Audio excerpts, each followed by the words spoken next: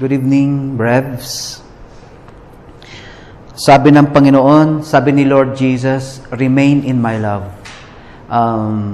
Magmahalan daw tayo. And we can only love one another if we have the love of Christ. Yung pagmamahal na pinakita ng Panginoon sa atin, ang yun din daw ibahagi natin sa iba. So there are three things that we must be reminded of when it comes to love. Sa love, first is to know Him. Remain in my love, sabi ni Lord. First is to know Jesus. Kasi mahirap mahalin ng isang taong di mo naman kilala.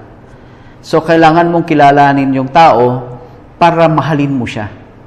So, ito yung point, kaya dumating si Kristo sa atin para lalo natin siyang makilala. Kasi noon, walang image of God noon eh. Nung Old Testament, walang image of God. Kaya nahihirapan ng taong mag-communicate kung sino si God. Kaya kung ano-anong mga ginagawa nilang mga rebulto, mga deities, kung anong sinasamba nila, yung araw, yung puno, yung bundok, para lang magkaroon sila ng tangible. Ang tao kasi, to see is to believe eh. Kaya nahihirapan silang mahalin si Lord. Kaya lang yung plano ng Panginoon is to, in His time, darating si Lord. Darating si Jesus. So, yung salita ng Panginoon naging flesh. So, ito yung nakikita natin ngayon, narinig natin siya, nagsasalita siya, nahawakan natin siya. Ito si Jesus Christ. So, to remain in the love of Jesus is to know Jesus. Kaya, please join us po. So, yun yung una. Kilalanin natin kung sino si Jesus. Kasi sabi dito sa reading natin, the reason why Christ died for sins once for all, para minsanan na ma-wipe out ang kasalanan, the just man who is Jesus for the sake of the unjust, tayo yon, was that He might lead you to God. So ang point ng pagdating ni Kristo dito is to lead us to Christ. Kaya napakakatuwa sa breves natin to bring every soul to Christ the King. Because Christ will lead us to God. So yun ang point natin. Dito sa breves, yung ating vision, mission is to bring every soul to Christ the King. Let us not forget that. Okay? Sa pangalawa, kung kilala mo na yung tao, you will start loving the person. Habang nakikilala mo yung tao, lalong napapamahal siya sa'yo. Diba? Or nagkakaroon siya ng halaga sa'yo. Yun yung point ng pagmamahal. So, habang kinikilala mo si Kristo, lalo mo siyang minamahal. Bakit?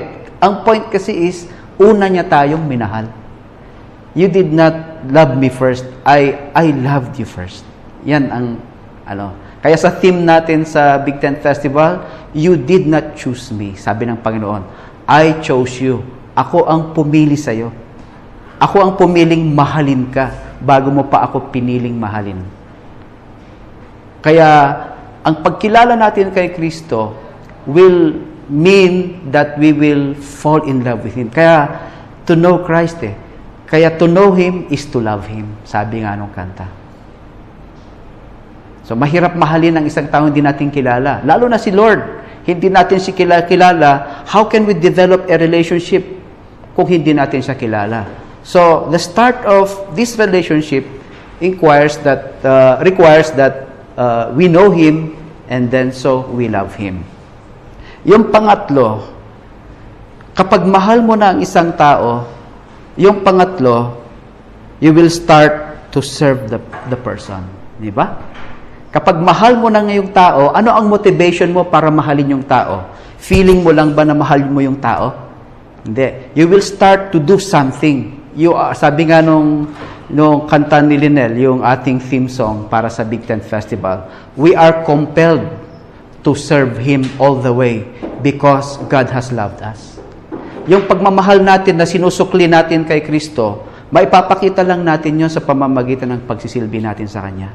Because action speaks louder than words.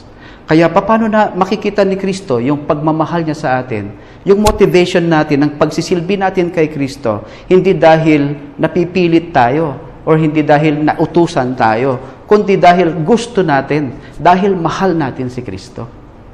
Kaya ang motivation ng ating pagmamahal kay Kristo, yung pagsisilbi natin sa Kanya. So, first, to know Christ. Second is to love Christ. Third is to serve Christ. Amen.